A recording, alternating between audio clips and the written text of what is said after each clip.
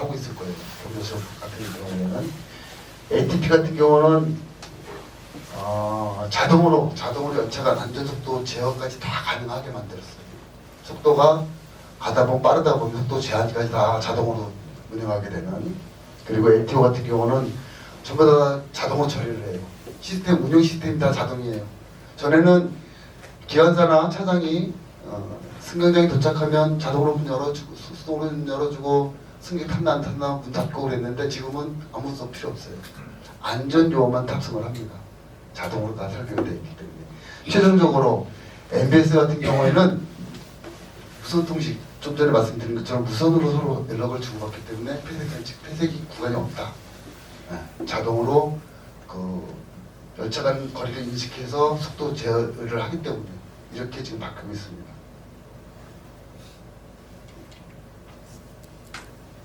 이게 지금 무선 설비예요. LTE R 4세대 무선통신 방식입니다. 그림을 제가 조금 바꿨는데 여기는 아직 안 바뀌었네요. 다른 거 없어요. 운행하는 방식은 똑같은데 다만 정보를 어떤 걸로 주고받느냐. 그래서 4세대 기반 정보를 주고받고 있습니다.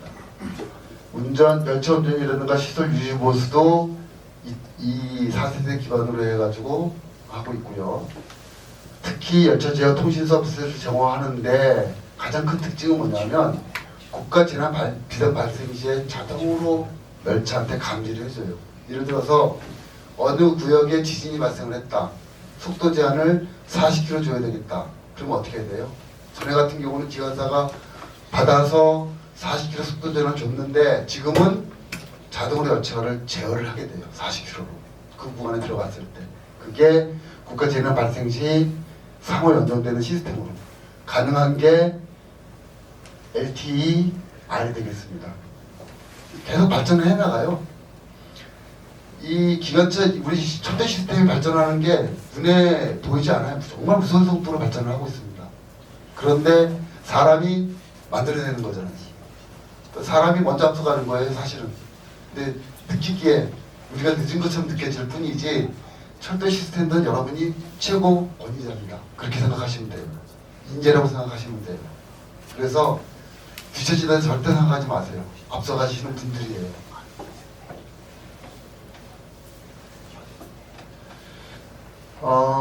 경전철을 보니까 관제 시스템들이 되게 많이 중요하더라고요. 지금 제가 말씀드리는 거는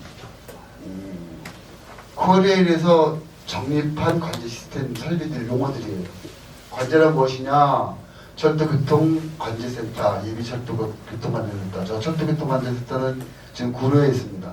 그리고 예비철도관제실은 대전에 있고요. 운용실이 다 전부 다 있죠. 관제 업무는 선로 사용 계획 따라서 철도 운행을 제어, 통제, 감시하는 기능을 갖고 있습니다. 얘가 왜 필요하냐면요. 전에는 이 개념이 없었어요. 그래서 로컬이라고 취급하는 자기역만을 관제하는 그런 시스템이었는데 이렇게 관제하다 보니까 어떤 문제가 발생되느냐면 전체적인 통과를 할 수 있는 시스템들이 없었던 거예요. 그래서 통과 체제로 바뀌게 됩니다. 나왔어요.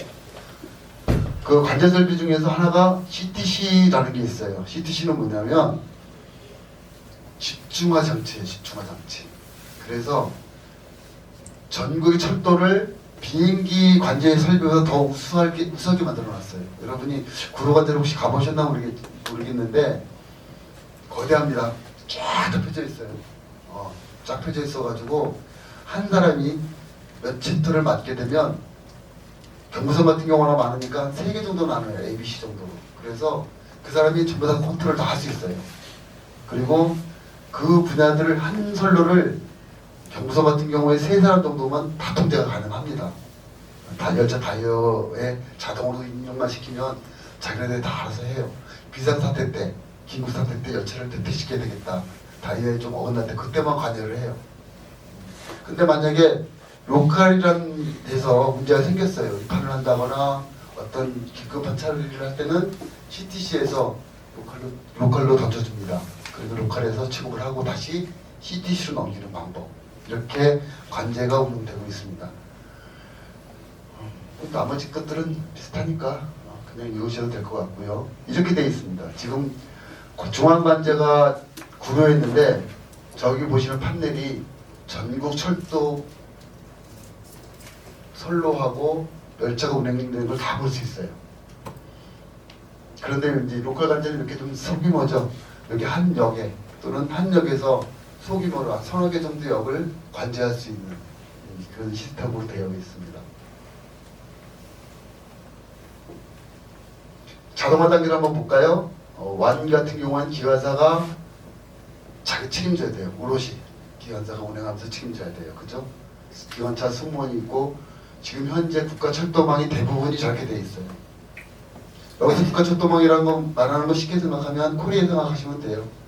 근데 지금 단계가 챕터 2로 넘어가기 때문에 어떻게 바뀌나요? 기관차가 첨승은 해요. 그런데 출발은 수동으로 하지만 전구차는 자동으로 바뀌는 약간씩 진보하기 시작합니다.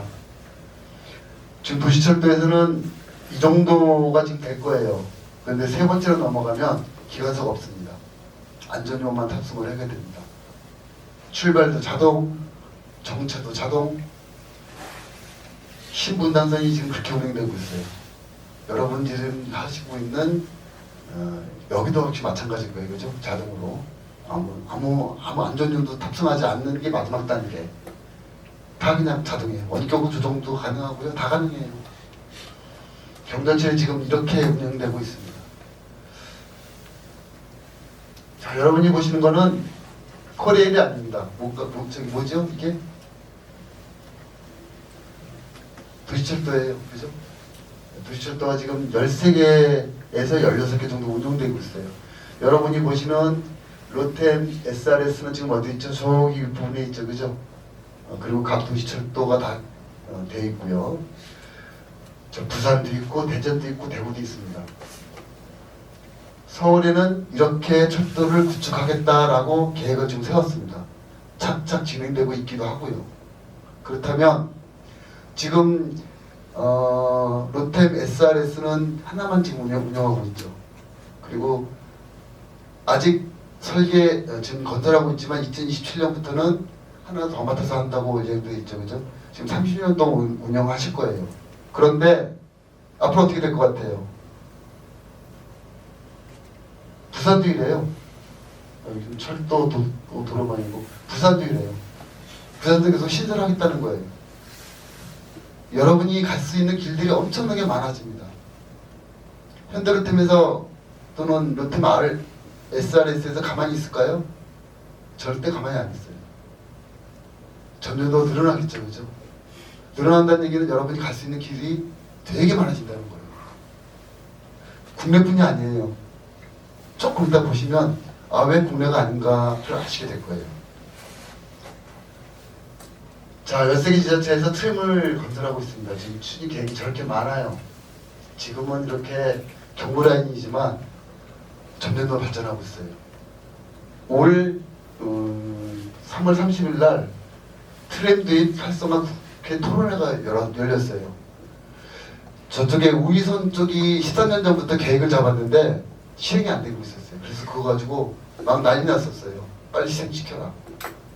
트램 실행시켜라. 경전철 실행시켜라.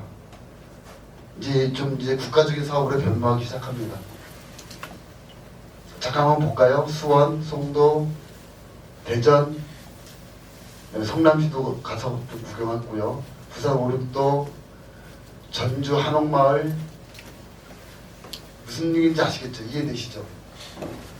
전국으로 지금 계속 트렌들이 경전철이 늘어나고 있다는 얘기는 여러분이 조금만 더 경력 쌓고 능력을 쌓으시면 이제는 리더가 될 수 있다는 얘기예요. 관리자가 될 수 있다는 얘기예요. 대신에 한 가지 조건이 있습니다.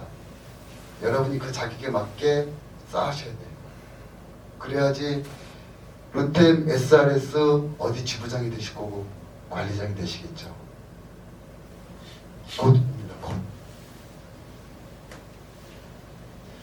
자, 현대로템이 어떤 회사인지 아시죠? 그죠? 모회사.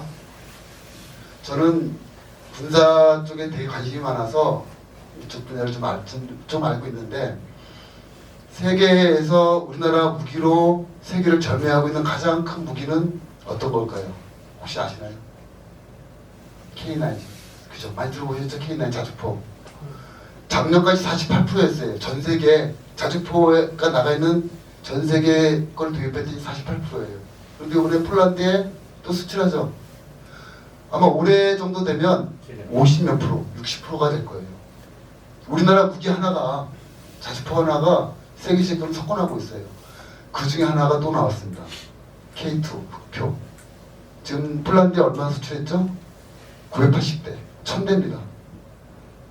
현대로템이 흑표만 수출한 거 아니잖아요, 그죠? 옆에 보시면 군 최초 다목적 무인 차량을 납품하기 시작했습니다. 무인으로 운전해요. 그런데 여러분 한번 보세요. 여기 지금 이게 안 나와서 제가 확인을 못했는데 혹시 이거 뭔지 아시나요? 뭘 것 같아요, 저거? 무기예요. 레이저. 레이저 무기를 납품하기 시작했습니다. 레이저 무기 정말 무서운 겁니다. 이걸 지금 납품하기 시작했어요. 현대로템에서 모 회사가 무기 분야에서 무지하게 많이 올라가고 있습니다. 물론 이제 한화에 조금 밀려요. 한화가 대단히 많이 또 올라가고 있는데 현대로템도 만만치 않다. 그 회사의 자회사가 로템 SRS잖아요. 자, 현대로템이 울산에 수소전기 트램을 실증 사업을 추진했습니다. 수소로.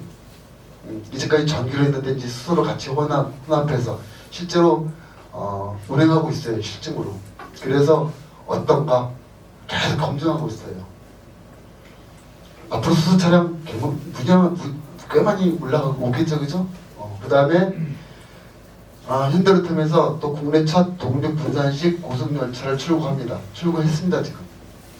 출고해서 운행하고 있어요. 250km 정도로. 근데 이제 여기서 보시면 동력 분산식 이게 뭔가라고 의문이 드신다면 합격입니다. 이전까지는 고속열차는 집중식이었어요. 앞에 머리에서 모든 동력들을 공급을 했는데 얘는 각 객차에서 다 공급을 해요. 그러니까 급 변속, 급 가속이 가능합니다. 그리고 운행하기 되게 편하겠죠. 현대로템에서 만들어냈어요. 만들어서 지금 이제 우리나라에도 계속 좀 운행하고 있어요, 실제로. 여러분은 이런 괜찮은 회사를, 정말 괜찮은 회사를 모기업으로 갖고 있습니다. 근데 비하를 잠깐 말씀드릴까요? 그러면 왜 수출도 잘 되고 여러 가지 조건이 좋은데 로템 SRS를 만들었을까? 궁금하지 않으셨어요? 국내 사업에 좀 더 뛰어들기 위해서 경전철 시장은 생각하는 것보다 그렇게 크진 않았어요. 그 당시에 2021년 그 당시에. 근데 좀 멀리 봤죠, 그죠? 앞으로 경전철 시장이 커질 것이다. 또 한 가지, 이 현대로템에서 수출을 많이 했어요. 전기차를 수출을 많이 하고 이런 경차를 많이 수출했는데 수출하는 방향이 바뀌기 시작했습니다. 어떻게? 전차만 수출하는 게 아니라 운영도 같이 하자. 운영권까지 같이 수출하기 시작합니다. 근데 보니까 외국 이집트나 우크라이나에서 어떤 얘기를 반응을 하냐면 너 실전으로 한번 해본 적 있어? 가져와봐. 없잖아요. 수출만 할 줄 알았지 운영해보지 못했단 말이에요. 그래서 그러면 그 앞에 20년, 21년에 운영 한번 해보자. 운영해보자 하고서 나온 게 로템 SRS예요. 여기에서 운영하는 그 기반으로 해서 수출을 더 활성화시키려고. 자, 기회입니다, 여러분한테는. 그게. 자, 폴란드에 수출했죠, 그죠? 캐나다에 수출했습니다. 수출할 거예요. 지금 실린 전에 좀 들어왔죠, 그죠? 자, 자체 갖고 있는 우리 SRS 회사를 한번 소개 한번 해볼게요. 다른 거 보실 거 없으세요? 148명이 근무를 하고 계시고 보실 거 없는데 이거는 좀 보셔야 될 것 같아요. 관리 목표, 조직 및 인력 안정화 추진, 안정적이며 경쟁력 있는 인력 운영 관리. 이직률이 조금 있다고 하더라고요. 얘기 들어보니까 여기를 디딤돌 삼아서 다른 곳으로 오시는 분들이 조금 있다고 하더라고요. 적정 요원, 자격 요건 부합, 투입 인력 유지 관리 능력을 향상시켜야 되겠다. 그래서 이런 것들이 있는데 특히 저는 첫 번째에 주목합니다. 물론 옆에 복지라든가 유치원 조성 좋습니다. 그런데 여러분들이 뜻하는 말은 이걸 거예요. 안정적인 인력 유지에 어떻게 회사에서, 본사에서 여러분들을 관리하고 있나. 본사에서는 또는 지금 경영진에서는 여러분들 한 분을 핵심 인력으로 보고 계시는 거예요. 핵심 인력으로 보신다는 얘기는 뭐예요? 관리 들어간다는 얘기죠. 그리고 여러분들이 작은 하지만 큰 자격 요건을 갖추게 되면 여기에 머무르지 않겠다 그 뜻입니다. 숨어 있는 뜻이 그래요. 어디로 갈까요? 볼까요? 한번 어디로 가는지. 아시겠지만 20년 12월에 설립을 하고요. 21년 3월 달에 본사가 여기 SRS 이 지점을 오픈하게 됩니다. 그죠? 그리고 이제 수행사업을 봤더니 신림선, 동북선, 이집트, 우크라이나, 터키 이렇게 사업장은 본사하고 신림선에 있고 이집트에 있고 우크라이나에 있습니다. 근데 자 보실까요? 지금 우크라이나 있죠, 그죠? 이집트에 있죠? 조금만 좀 이따 볼게요. 한번 화면을. 그룹 목표를 보니까 모빌리티의 진화, 그래서 비행과 도시가 같이 연결되는 앞으로 종합적인 운영회사를 만들겠다 그 큰 뜻을 갖고 있어요. 이 그림을 보시면 우리가 공상영화에서 본 것 같지 않아요? 그죠? 네. 비행기 뜨고 내리고 열차는 들어와서 바로 섰다가 바로 탑승하게 되고 이 꿈을 실현시키려고 하는 회사예요. 어디가? SRS가. 자 볼까요? 현대로템이 2020년 12월에 신림선 경전철의 운용사업으로 수주합니다. 그리고 바로 12월 18일 날에 로템 SRS를 설립하게 되죠. 자 볼까요? 근데 여기서 12년에는 전동차 유지보수 수주를 합니다. 전동차 이집트, 터키의 중정비 수주를 합니다. 이제 받기 시작해요. 어떻게? 유지보수 수주까지. 이렇게 바뀌어요, 이제. 운용권까지 지금 간다는 얘기예요. 그래서 그러다 보니까 실적이 있냐 하다 보니까 지금 우리 회사가 설립하게 된 거예요. 실적 관리를 누가 합니까? 회사에서 해야 되겠죠, 그죠? 자, 사업장을 보니까 본사가 있고요. 지금 신림선 사업장이 있고 동부선은 이제 아직은 운영권을 따왔어요. 운영권 따와서 2027년에 개통이 되면 30년 동안 운영할 거예요. 여러분들 중 누군가가 저쪽에 가서 운영하실 수도 있습니다. 여러분들 중 누군가가. 기지를 볼까요? 해외 3개국 5개 기지의 사업장이 있습니다. 우크라이나, 카이로, 이집트죠. 터키까지. 그런데 이게 점점 축소가 될까요? 확대가 될까요? 확대가 되겠죠. 그죠? 당연히. 확대가 될 겁니다. 그러면 사실 살짝 이런 걱정이 들어요. 내가 만약에 해외에 나갈 기회가 된다면 모국어를 좀 그 나라의 영어 언어를 좀 배워야 되지 않을까? 일도 걱정하지 마세요. 핸드폰 있잖아요. 그리고 우리가 갑이기 때문에 우리나라 말로 많이 소통하게 될 거예요. 혹시 만약에 내가 좀 외국어를 계속 공부를 하셔야 되겠지만 혹시 외국어가 좀 부족하더라도 걱정하지 마세요. 여러분의 실무 능력이 톱이면 다 맞춰줍니다. 그런 걱정하지 마시고 본인의 능력을 키우시면 됩니다. 본사에서 가만히 안 있겠죠, 그죠? 자, 여러분이 아시는 신림선이 개통이 됐죠, 그죠? 7.76km. 한국형 무선기반 열차 제어 시스템 KRTCS 무인운전을 지금 하고 있습니다.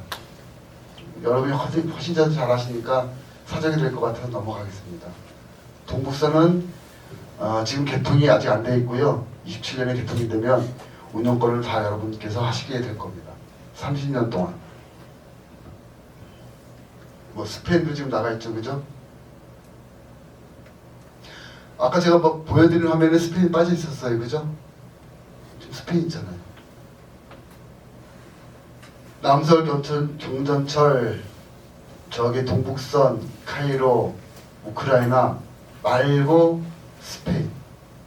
앞으로 점점 더 늘어난다. 어디가?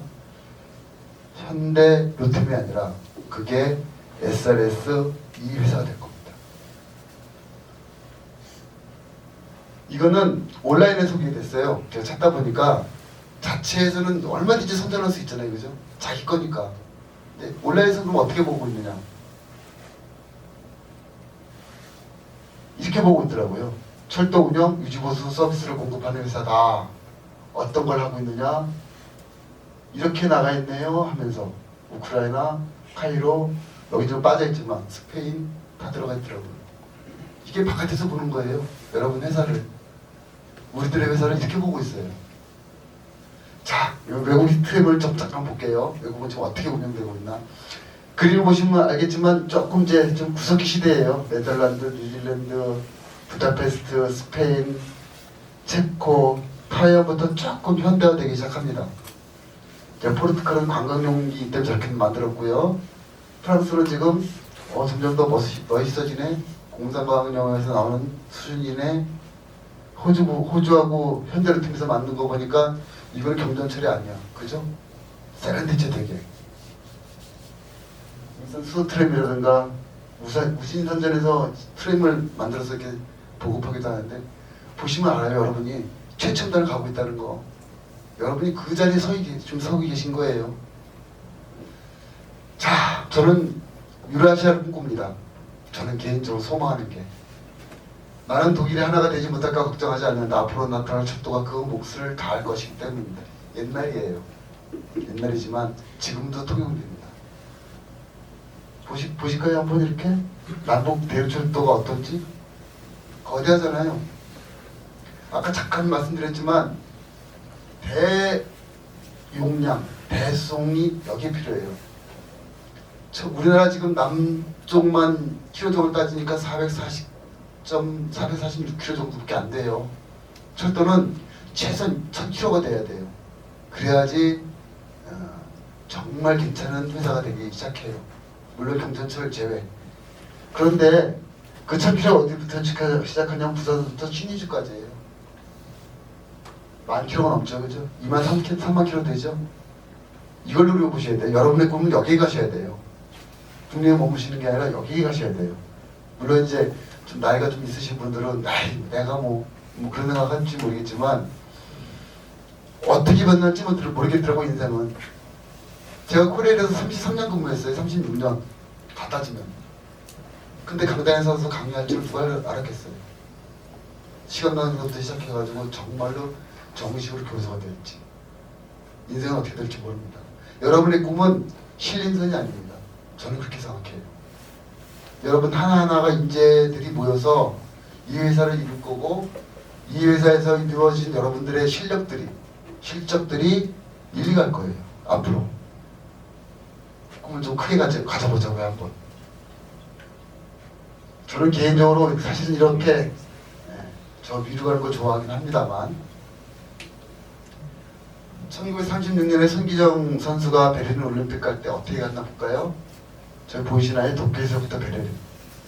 도쿄에서부터 배 타고 와가지고 부산에 올라가지고 저기서부터 계속해서 베를린까지 갔어요. 그 당시 내평등소는 일본인이 아닌 한국인 손기정으로 기억될 것이다 라고 손기정 본인이 얘기를 했어요. 왜 보여드리냐면 이걸 보여드리려고요. 일제 강점기에 우리가 강점기 당시에 국제철도 노선이었어요. 1913년 6월 10일 날 한국과 시베리아를 경유해서 유럽 주요 도시와 여객 수소함을 연락을 운송을 개시합니다. 34년에 부산 봉천간, 부산 장충간 직통 특급 열차가 신설이 됩니다. 39년에 부산 북경간 흥하호가 신설이 돼요. 그러다가 남북으로 갈라지면서 끊어졌죠, 그죠? 남북으로 갈라지면서. 근데 잘 보시면 이게 우리나라가 만든 게 아니에요. 일본 사람들이 만들어 놓은 거예요. 지금은 그럴 필요 없잖아요. 우리가 일본보다 전에는 기술력이 떨어졌다고 했는데 저는 지금 아니라고 생각해요. 지금은 기술력은 역전이에요. 못 따라와요 지금 일본.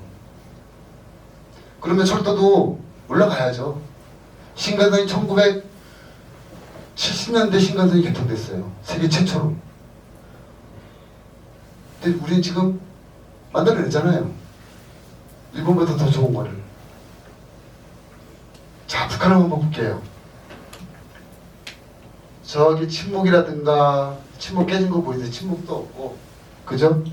저 화차라는 게 1900 우리나라 70년대에서 보던 화차예요. 실제 우리나라도 잘했어요. 지금 저렇게 하면 난리 나죠, 그죠? 막 우그러지고 찌그러지고 난리 나네요, 그죠? 지금 이래요. 그래서 철도, 북한에도 철도가 있어요. 근데 속도를 얼마 내느냐? 30, 40. 세계는 지금 얼마 가요? 250에서 300. 우리나라 지금 300km 가고 있잖아요. 못 가고 저래서 못해요. 기반 시설을 우리가 만들어줘야 돼요. 북한에. 자, 통일은 저는 개인적으로 이렇게 생각합니다. 통일 안 돼도 좋다. 안 돼도 좋은데 제발 철도만은 개통시키자. 문재인 정부 때 개통시킬 뻔했어요. 근데 이번에 좀 조금 늦어졌지만 될 겁니다. 통일 안 돼도 철도는 돼요. 왜냐? 북한에서도 경유지로 해서 돈을 많이 떨굽니다. 안 할 수가 없어요. 그게 5년이 될지 10년이 될지 20년이 될지. 저는 가급적 여러분이 실력을 쌓아서 관리자가 될 때쯤 돼서 북한이 개통됐으면 좋겠어요. 그죠? 2008년 11월 이후 멈춰버린 남북철도, 2013년 11월 나진 하산 운유사업은 MOU를 체결한 후에 사업 채무를 검토했을 뻔했어요. 한 번 했어요, 한 번. 시험 운영을 했어요. 근데 지금은 못하고 있습니다. 앞으로는 당연히 해야겠죠, 그죠? 자, 여기서 한번 보시면 경원선에 철원부터 시작해서 백마고지부터 평안까지 킬로를 보니까 25.4km예요.